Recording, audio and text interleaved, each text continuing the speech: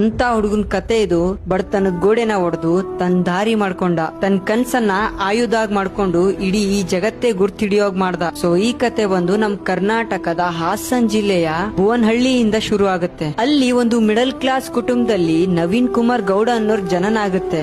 ಅವ್ರು ಇವಾಗ ಇಡೀ ಜಗತ್ತು ರಾಕಿಂಗ್ ಸ್ಟಾರ್ ಯಶ್ ಅನ್ನೋ ಹೆಸರಿಂದ ಗುರ್ತಿಡಿಯುತ್ತೆ. ತಂದೆ ಒಬ್ಬ ಸಾಧಾರಣವಾಗಿರೋ ಬಸ್ ಡ್ರೈವರ್ ಆಗಿದ್ರು.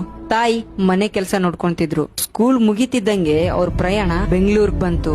ಜೇಬಲ್ಲಿತ್ತು ಜಸ್ಟ್ 300 ರೂಪಾಯಿ. ಆದ್ರೆ ಎದೆಲಿತ್ತು ಒಂದ್ ದೊಡ್ಡ ಕನ್ಸು. ಸಮಯ ಬಂದಾಗ ಚಿನ್ನದಕಿನ ಜಾಸ್ತಿ ಬೆಲೆ ಬಾಳೋ ಹಾಗಿತ್ತು. ಹೀರೋ ಆಗ್ಬೇಕು ಅನ್ನೋ ಕನ್ಸಿಟ್ಕೊಂಡ್ ಬಂದ್ರು. ಆದ್ರೆ 50 ರೂಪಾಯಿಗೋಸ್ಕರ ರೋಡ್ ಸೈಡ್ ಅಲ್ಲಿ ಟೀ ಮಾರೋ ಸಂದರ್ಭ ಬಂತು. ಬಹಳಷ್ಟು ಸಲ ಅನ್ಕೊಂಡ್ರು ಎಲ್ಲಾ ಬಿಟ್ಟು ಸುಮ್ನೆ ಊರ್ಗ್ ಹೋಗ್ಬಿಡೋಣ ಅಂತ.